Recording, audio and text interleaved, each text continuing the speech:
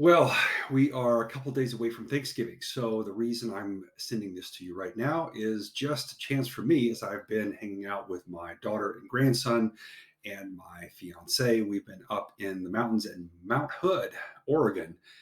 We just came actually down this morning, went through not a blizzard, but a pretty good snowstorm for this Texan. Not used to seeing snowflakes that are like, that big coming in. Really cool stuff.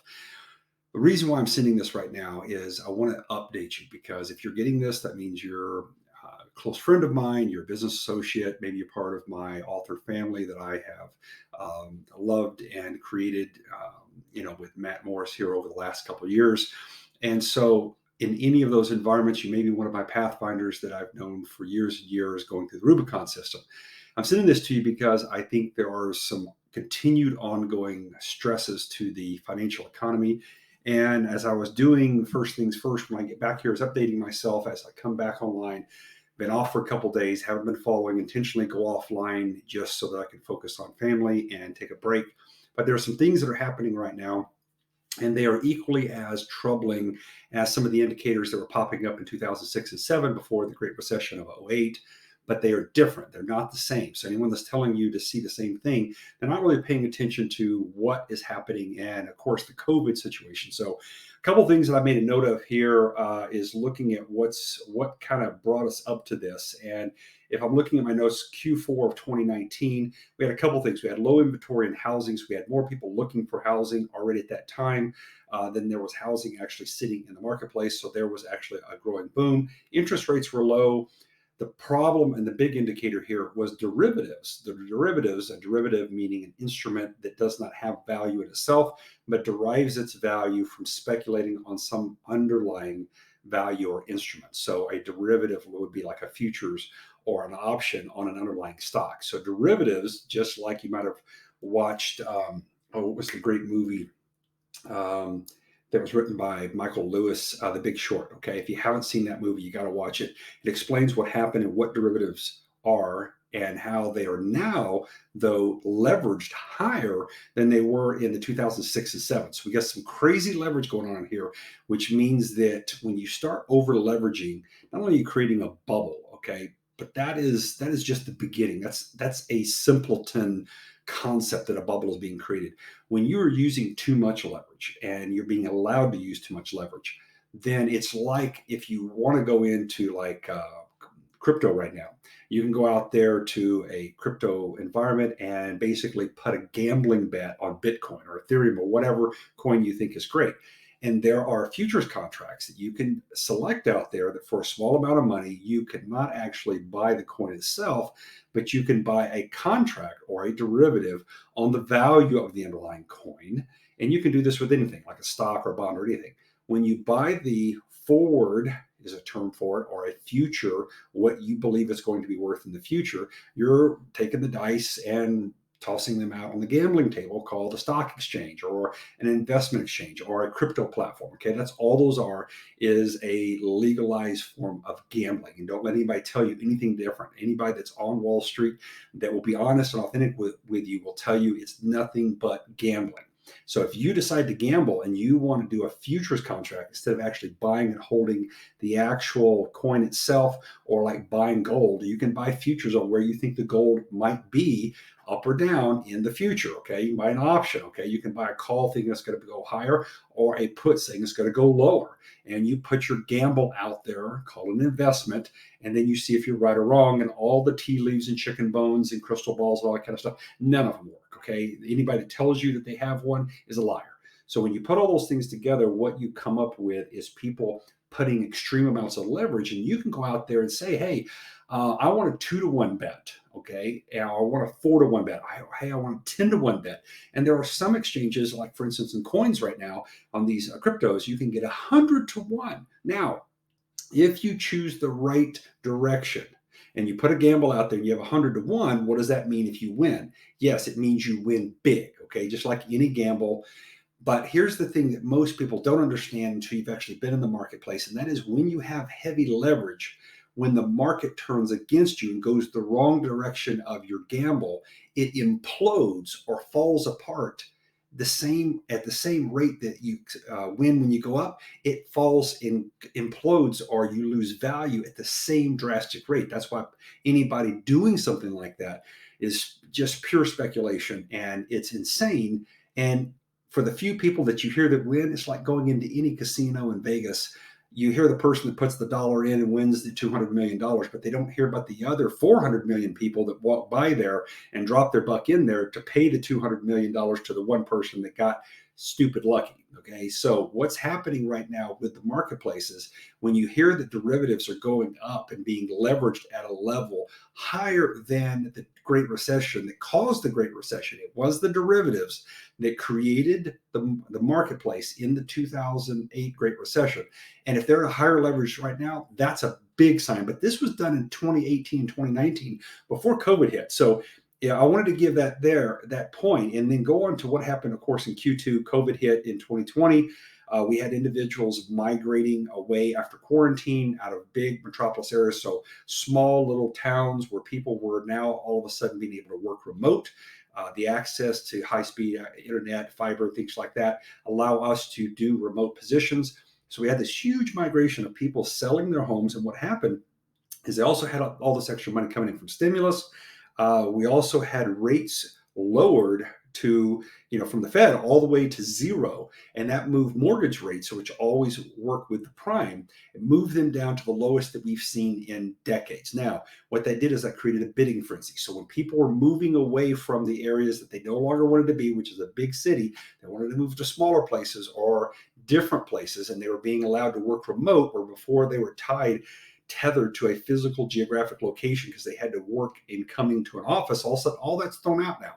So many companies, especially technology industry companies, have all of a sudden realized we don't need you to come in. We don't need this huge footprint of campus of thousands and thousands of square feet. You can work from Zoom, from your home, and everything works just as usual, except you don't have to have the hour to 2 hour commute a day. That means more family quality time. And the other thing that's happened is I think a lot of people have changed their mindset and said, you know what, the family time is really more important. I like the leisure time. I like the time off. I don't want to be so attached to constantly getting to my cubicle, getting to my office. So all those things are changing mindset. So what's happened now, if we go to a current status, we have all these issues right now. If you watch the news, I don't.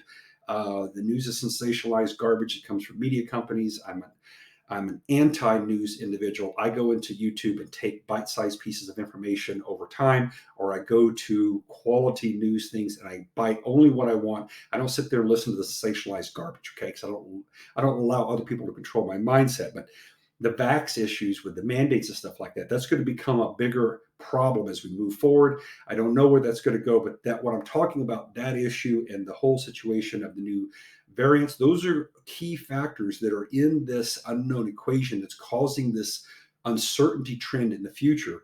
And the other thing that you're going to see is you're going to see increasing problems with real estate.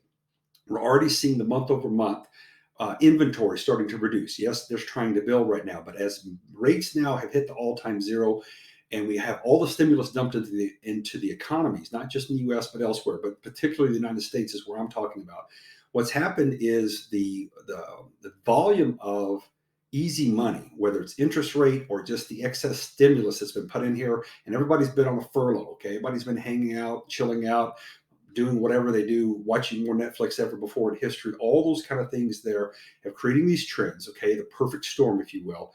And what's now had to happen is with all this extra money in the economy, what's now going to start to happen is the rates have to be pushed up, and that is going to cause inflation. In fact, if you know, over the last, I think it was about a week or 10 days ago, we had the highest level of increase in the CPI, Consumer Price Index, since 1991. So in 30 years. So those are all big, hey, alarms, alert, pay attention. There's problems happening here. So the other thing that's happening now with real estate is not only are the month-to-month inventories starting to actually reduce, houses are starting to stay on the market longer, and these high accelerating vertical rates that we've seen over the last 18 months are starting to tip. And if you look at Open Door, and you look at Zillow, if I remember correctly, see Open Door, I just pulled up a rate on them and looked at them right before to see, let's see. Yeah, Open Door is down 31.5% in the last month, and most of that has been a drop in the last, I would say, week to 10 days. Zillow is down 53% in the last 6 months, but specifically, let's see, that was Open Door. It looks like the biggest drop. We saw like a 30 something percent drop just since the beginning of November. And if you haven't kept up with why Zillow and Open Door, why those are big indicators, obviously Zillow has more knowledge and technology of watching what's going on with the prices of the houses. They got out of their iBuy program. They dumped $5 billion of inventory that they were personally buying and flipping here in the United States. They just walked away, cut 25% of their workforce, and have now exited the marketplace, and they're dumping this huge inventory of homes into the marketplace at 15% below their buy rate.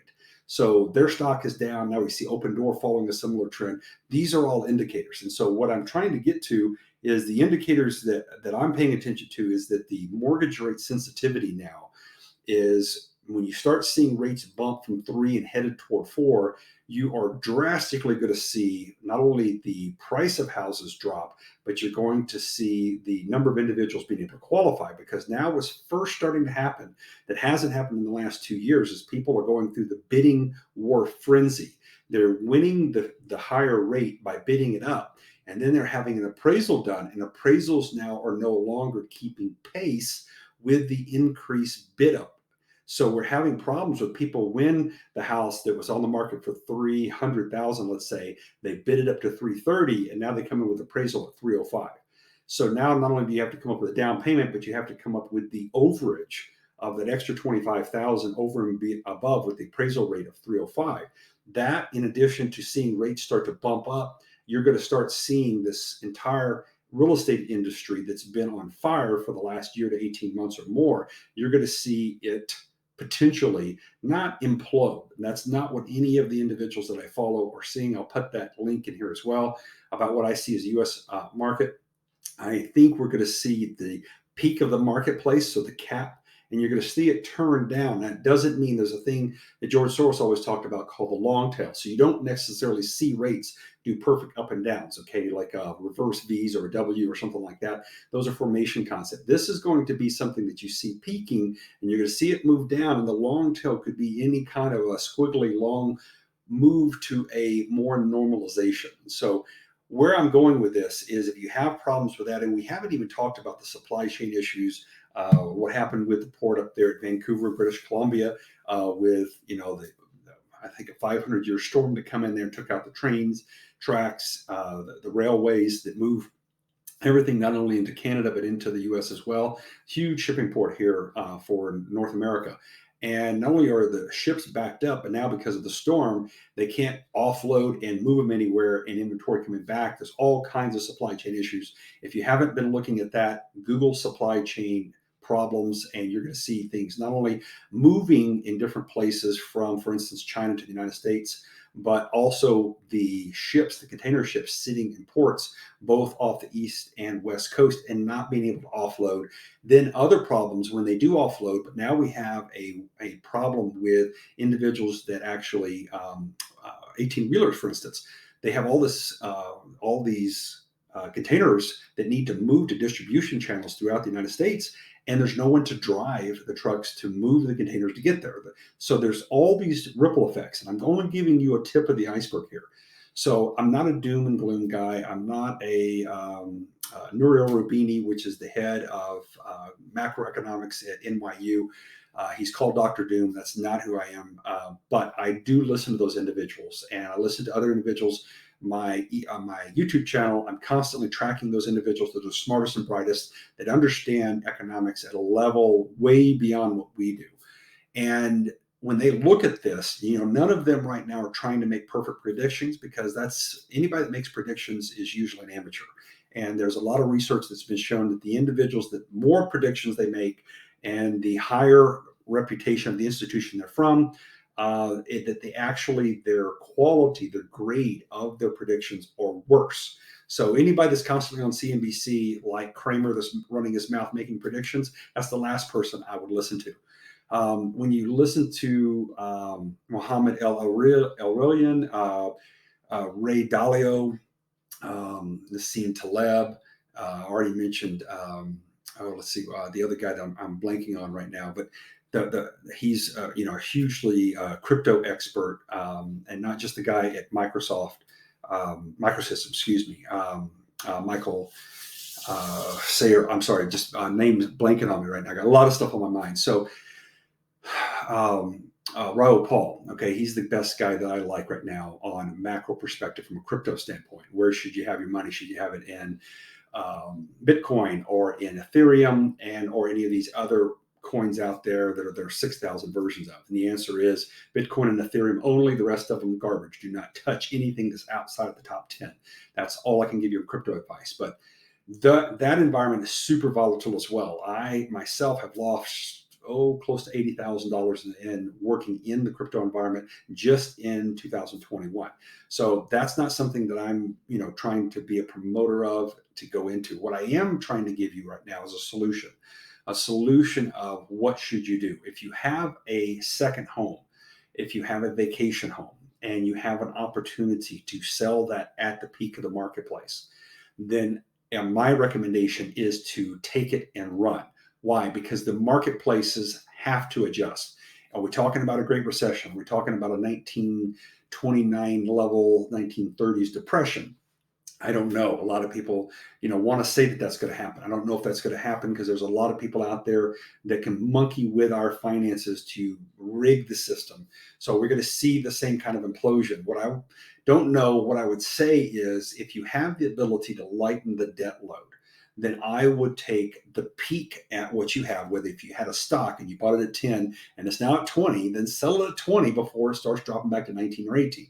Okay, I'm not saying this is going to go all the way back down to 10, but anytime you go into an investment, you're supposed to set your exit, both your exit, what your price that you wanted to get to, as well as the price that you would take as your loss. You're supposed to have those set, both the stop loss as well as the profit take point.